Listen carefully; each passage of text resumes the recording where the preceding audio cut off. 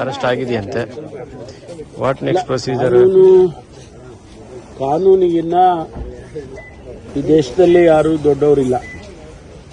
ಈ ನೆಲದ ಕಾನೂನನ್ನ ಎಲ್ಲರೂ ಕೂಡ ಗೌರವಿಸಬೇಕು. ಎಷ್ಟೇ ದೊಡ್ಡವರಾಗಿರಲಿ ಗೌರವಿಸಬೇಕಾಗುತ್ತೆ. ಆ ದೃಷ್ಟಿಯಲ್ಲಿ ಏನು ಹೈಕೋರ್ಟ್ನಲ್ಲಿ ಆದೇಶ ಆಗಿತ್ತು ಅದನ್ನ ಉಚ್ಚ ನ್ಯಾಯಾಲಯ ಇವತ್ತು ಅದನ್ನ ಬೇರೆ ರೀತಿಯಲ್ಲಿ ತೀರ್ಪನ್ನು ಕೊಟ್ಟಿದ್ದಾರೆ. ಅಂದರೆ ಅವರು ಬೇಲ್ ಕೊಟ್ಟಿರ್ತಕ್ಕಂಥದ್ದು ಸರಿ ಇಲ್ಲ ಅಂತ ಹೇಳಿ ಅವರು ತೀರ್ಪನ್ನು ಕೊಟ್ಟಿದ್ದಾರೆ. ಆ ತೀರ್ಪನ್ನು ಗೌರವಿಸಬೇಕು ಮತ್ತು ಮುಂದಿನ ನ್ಯಾಯದ ಹೋರಾಟ ಅವರಿಗೆ ಅವಕಾಶಗಳು ಕಾನೂನಿನಲ್ಲಿ ಇದ್ದಾವೆ. ಅದನ್ನು ಅವರು ಮಾಡ್ಕೊಳ್ಬೋದು. ಅದಕ್ಕೂ ಈ ದೇಶದ ಕಾನೂನಲ್ಲಿ ಅವಕಾಶ ಇದೆಯಲ್ಲ, ಅದನ್ನು ಕೊಟ್ಟಿದ್ದಾರೆ. ಅಲ್ಲ, ಬೇಲ್ ಕೊಟ್ಟಿದ್ರ ಬಗ್ಗೆ ಸರ್ಕಾರದ ಆಕ್ಷೇಪ ಇತ್ತು, ಹಾಗಾಗಿ ಮೇಲ್ಮನವಿ ಹಾಕಿದ್ರಿ. ಅಂದ್ರೆ ಯಾವ ಸರ್ಕಾರ ಈಗ ಕಾನೂನು ಅಂತ ಹೇಳಿದ್ನಲ್ಲ, ಕಾನೂನನ್ನೇ ನಾವು ನೋಡ್ಬೇಕಲ್ವಾ, ಅದನ್ನ ಕಾನೂನು ಇಲಾಖೆಯವರು ಮಾಡಿದ್ದಾರೆ. ಹಾಗಾಗಿ ಅವರು ಅದನ್ನ ಎತ್ತಿ ಹಿಡಿದಿದ್ದಾರೆ ಉಚ್ಚ ನ್ಯಾಯಾಲಯದಲ್ಲಿ.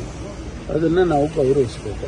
ಜೈಲು ಅಧೀಕ್ಷಕರ ಬಗ್ಗೆ ಕೂಡ ಕೋರ್ಟ್ ಕಮೆಂಟ್ ಮಾಡಿದೆ. ಅಂದ್ರೆ ಅವರಿಗೆ ಕೆಲವೊಂದು ಸ್ಟಾರ್ ಫೆಸಿಲಿಟೀಸ್ ಬಗ್ಗೆ ಅದನ್ನೆಲ್ಲ ನಾವು ಈಗ ನಮ್ಮ ಡಿಜಿ ಪ್ರಿಸನ್ಸ್ ಅವರಿಗೆ ಸೂಚನೆಗಳು ಬಂದಿರುತ್ತೆ. ಕೋರ್ಟಿನ ಈ ರೀತಿ ಕೋರ್ಟ್ನಲ್ಲಿ ಅಬ್ಸರ್ವೇಷನ್ ಮಾಡಿದ್ದಾರೆ ಅಂತಂದಾಗ ಅವರು ಕೂಡ ಎಚ್ಚರಿಕೆಯಿಂದ ಕೆಲಸ ಮಾಡಿದ್ದಾರೆ. ಬಟ್ ಈಗ ಎಷ್ಟು ಜನ ಅರೆಸ್ಟ್ ಆಗಿದೆ ಸರ್ ಟೋಟಲ್? ಈಗ ಎಲ್ಲಿಗೆ ಇವ್ರನ್ನ ಬಳ್ಳಾರಿಗೆ ಕರ್ಕೊಂಡು ಹೋಗ್ತಾರಾ ಅಥವಾ ಇಲ್ಲೇ ಉಳಿಸ್ತಾರಾ? ತೀರ್ಮಾನ ನಾವೇನು, ಅವರು ಜೈಲ್ ಅಥಾರಿಟೀಸ್ ತೀರ್ಮಾನ ಮಾಡ್ತಾರೆ. ಡೈರೆಕ್ಷನ್ಸ್ ಏನು ಕೊಡ್ಲಿಕ್ಕೆ ಬರಲ್ಲ, ನಾವ್ಯಾರು ಡೈರೆಕ್ಷನ್ ಕೊಡಕ್ಕೆ ಹೋಗೋದು. ನಾವು ಮುನಿಯಪ್ಪನವರು, ಮಹದೇವಪ್ಪನವರು ನೆನ್ನೆ ಎಲ್ಲ ನಮ್ಮ ಶಾಸಕರು ಸಚಿವರ ಸಭೆಯಲ್ಲಿ ನಮಗೊಂದು 2 ದಿವಸ ಸಮಯ ಕೊಡಿ, ಈ ಗೊಂದಲಗಳೇನು, ಕೆಲವು ಗೊಂದಲಗಳು ಇದ್ದಾವೆ, ಇಲ್ಲ ಅಂತಲ್ಲ, ಆ ಗೊಂದಲಗಳನ್ನು ನಾವು ಸರಿಪಡಿಸ್ಕೊಳ್ತೀವಿ, ಒಂದು ಒಮ್ಮತದಿಂದ ಒಂದು ತೀರ್ಮಾನಕ್ಕೆ ಬರ್ತೇವೆ ಅಂತೇಳಿ ನಿನ್ನೆ ಚರ್ಚೆ ಮಾಡಿದ್ವಿ. ಆ ಹಿನ್ನೆಲೆಯಲ್ಲಿ ನಾನು ಮುನಿಯಪ್ಪನವರು ಮುಖ್ಯಮಂತ್ರಿಗಳನ್ನು ಭೇಟಿ ಮಾಡಿ ಇದನ್ನು ಮುಂದಕ್ಕೆ ಹಾಕಬೇಕು, ಇದು ಈ ರೀತಿ ತೀರ್ಮಾನ ಆಗಿದೆ ಅಂತ ಹೇಳಿದಾಗ ಅವರು ಒಪ್ಪಿ ಮಂಗಳವಾರ ಮಾಡೋಣ 5 ಗಂಟೆಗೆ ಅಂತ ಹೇಳಿದ್ದಾರೆ. ಅಷ್ಟುವರೆಗೆ ನಮ್ಮಲ್ಲಿ ಏನೇನು ಸಣ್ಣ ಪುಟ್ಟ ವ್ಯತ್ಯಾಸಗಳು ಇದೆ ಅಲ್ಲ, ಅದನ್ನು ಸರಿಪಡಿಸ್ಕೊಂಡು ನಾವು ಅವ್ರ ಮುಂದೆ ತಿಳಿಸ್ತೀವಿ. ಅನಂತರ ಕ್ಯಾಬಿನೆಟ್ ಏನು ತೀರ್ಮಾನ ಮಾಡುತ್ತೋ ಅದಕ್ಕೆ ಬಿಟ್ಟಿದ್ದೀವಿ.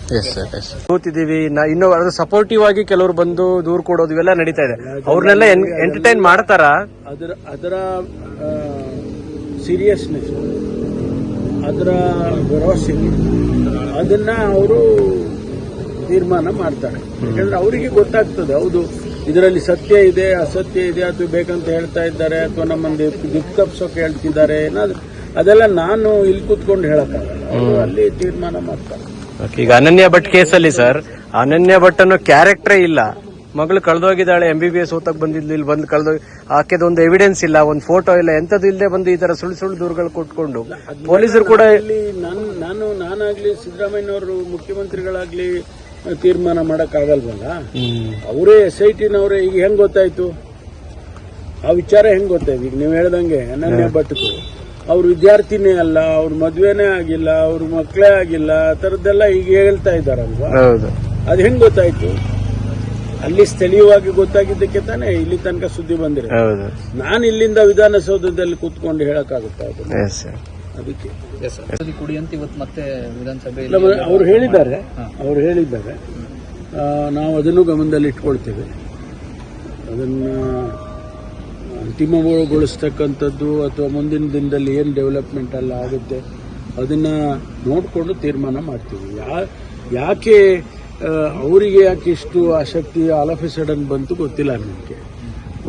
ಈಗ ಮೊದಲು ಶುರುನಲ್ಲಿ ಯಾರೂ ಕೂಡ ಅದ್ರ ಬಗ್ಗೆ ಲಕ್ಷ್ಯ ಕೊಡಲಿಲ್ಲ, ಆಯ್ತಾ? ಈಗ ಇದ್ದಕ್ಕಿದ್ದಾಗೆ ಅವರಿಗೆ ಒಂದು ರೀತಿಯಲ್ಲಿ ಆಸಕ್ತಿ ಬಂದಿದೆ. ಅದರಿಂದ ನಾವು ಅದನ್ನು ಗಮನದಲ್ಲಿ ಇಟ್ಕೊಳ್ತೀವಿ. ಅಲ್ಲ ಸರ್, ಆಸಕ್ತಿಗೆ ಕಾರಣ ಏನು ಸಿಕ್ಲಿಲ್ಲ, ಇಷ್ಟು ಹುಡುಕಲ್ಲ, ಸ್ವಲ್ಪ ಎಲ್ಲ ತಾಳ್ಮೆಯಿಂದ ನೋಡ್ತಿರ್ಬೋದಲ್ಲ ಅಂತ. ಕಾರಣ ಗೊತ್ತಿಲ್ಲ ನನಗೆ. ಆದ್ರೆ ಈಗ ಇದ್ದಕ್ಕಿದ್ದಾಗೆ ಅವರಿಗೆ ಬಹುಶಃ ಸದನದಲ್ಲಿ ಪ್ರಸ್ತಾಪ ಮಾಡಬೇಕು ಅಂತ ಇರ್ಬೋದು. ಯಾಕೆಂದ್ರೆ ಸ್ವಲ್ಪ ಸದನದಲ್ಲಿ ಆಗಿದ್ರೆ ಸರ್ಕಾರ ಗಮನಿಸುತ್ತೆ ಅಂತ ಹೇಳಿ ಇರ್ಬೋದು ಅನ್ನೋ ಗೊತ್ತಿಲ್ಲ. ಅದನ್ನೆಲ್ಲ ನಾವು ಗಮನದಲ್ಲಿ ಇಟ್ಕೊಂಡೇನೆ ಸರ್ಕಾರ ತೀರ್ಮಾನ ಮಾಡುತ್ತೆ. ಸರ್ ಈಗ ಸತ್ಯಾಸತ್ಯತೆ ತಿಳಿಬೇಕು ಅನ್ನೋ ಕಾರಣಕ್ಕಾಗಿ SIT ಮಾಡಿದ್ ಸರ್ಕಾರ. ಸೊ ಈಗ 15 ಆಯ್ತು, 17ನೇ ಗುಂಡಿ ಕೂಡ ಈಗ ಆಗಿದ್ದಾರೆ, ಅಲ್ಲೂ ಏನು ಸಿಗ್ತಾ ಇಲ್ಲ. ಇದನ್ನ ಇನ್ನೂ ಎಷ್ಟು ಮುಂದುವರಿಸುತ್ತಾರೆ ಅನ್ನೋ ಪ್ರಶ್ನೆಗಳು ಸಹಜವಾಗಿ ಎದ್ದಿದ್ದಾವೆ. ಇದಕ್ಕೆ ನಾವು ಕಾಲಮಿತಿಯನ್ನ ನಿಗದಿ ಮಾಡಿರ್ಲಿಲ್ಲ. 1 ತಿಂಗಳಲ್ಲೇ ಆಗ್ಬೇಕು, 15 ದಿವಸದಲ್ಲಿ ಆಗ್ಬೇಕು ಅಂತ ಆ ರೀತಿ ಇಲ್ಲ. ಅಲ್ಲಿ ಸಾಕ್ಷ್ಯಾಧಾರಗಳು ಬಂದಂತ ಸಂದರ್ಭದಲ್ಲಿ ಅದನ್ನ ಪರಿಶೀಲನೆ ಮಾಡಬೇಕು ಅನ್ನೋ ಕಾರಣಕ್ಕೆ ಅವರು ಹೇಳಿದಂತೆನೇ ನಾವು ಮಾಡಿದ್ದೇವೆ. ಉದ್ದೇಶ ನಾಳೆ ಸರ್ಕಾರಕ್ಕೆ ಏನ್ ಹೇಳ್ತಾ ಇದ್ರು, ಒಂದು ವೇಳೆ ನಾವು ಆಗಿದೆ ಇದ್ರೆ ಯಾಕಾಗಿರ್ಲಿಲ್ಲ, ಅಲ್ಲಿತ್ತು, ನಾನೇ ನೋಡಿದ್ದೆ, ನಾನೇ ಅವನು ಹೇಳ್ದಲ್ಲ, ನಾನೇ ಹೂಣಿದ್ದೆ ಹಾಗೆ ಅಂತ ಹೇಳಿದ್ದ ಅವನು. ಆ ರೀತಿ ಮಾತುಗಳು ಸರ್ಕಾರದ ಮೇಲೆ ಆಪಾದನೆ ಬರ್ತಾ ಇತ್ತು. ಇವತ್ತು ಅಲ್ಲಿ ಇಲ್ಲ ಅಂತ ಹೇಳಿದಾಗ ಬೇರೆ ರೀತಿಯಲ್ಲಿ ಮಾತಾಡ್ತಾರೆ. ಆದ್ರೆ ಕೊನೆಯದಾಗಿ ವರದಿ ಬಂದ ಮೇಲೆ ಇದ್ರ ಬಗ್ಗೆ ಹೆಚ್ಚು ಮಾತನಾಡಿದ್ರೆ ಒಳ್ಳೇದು.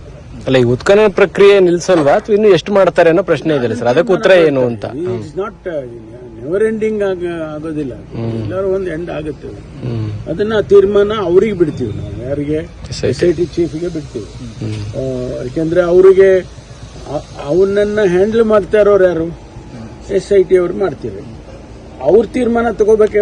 ನಾನು ಎಲ್ಲಿಂದ ಕೂತ್ಕೊಂಡು ಆ ಮನುಷ್ಯನನ್ನು ನೋಡ್ಲಿಲ್ಲ, ಮಾತಾಡ್ಲಿಲ್ಲ, ಅವನು ಯಾರಂತ ಗೊತ್ತಿಲ್ಲ, ಅವನು ಏನ್ ಹೇಳ್ತಿದ್ದಾನೆ ಅಂತ ನಮ್ಗೆ ಗೊತ್ತಿಲ್ಲ, ಅದೆಲ್ಲ SITನವ್ರಿಗೆ ಗೊತ್ತಿದೆ. ಅವ್ರು ತೀರ್ಮಾನ ಮಾಡ್ತಾರೆ. ಅವ್ರಿಗೆ ಸಪೋಸ್ ಇವ್ನು ಹೇಳೋದೆಲ್ಲ ಡೌಟ್ ಅಂತಂದ್ರೆ ಅವ್ರು ಅಲ್ಲಿಗೆ ನಿಲ್ಲಿಸ್ತಾರೆ. ಈ ಮುಂಬರುವ ತರದ ಸಾಧ್ಯತೆಗಳಿದಾವೆ ಸರ್, ಅದು ಮುಂದೆ ಅವರು SIT ಹೋಗ್ತಾರೆ. ಸರ್, SIT ತನಿಖೆಯ ಖರ್ಚಾಗ್ತಾರೋ ಹಣದ್ದು ಕೂಡ ಇವತ್ತು ಸಭೆಯಲ್ಲಿ ಪ್ರಸ್ತಾಪ ಆಗಿದೆ ಸರ್.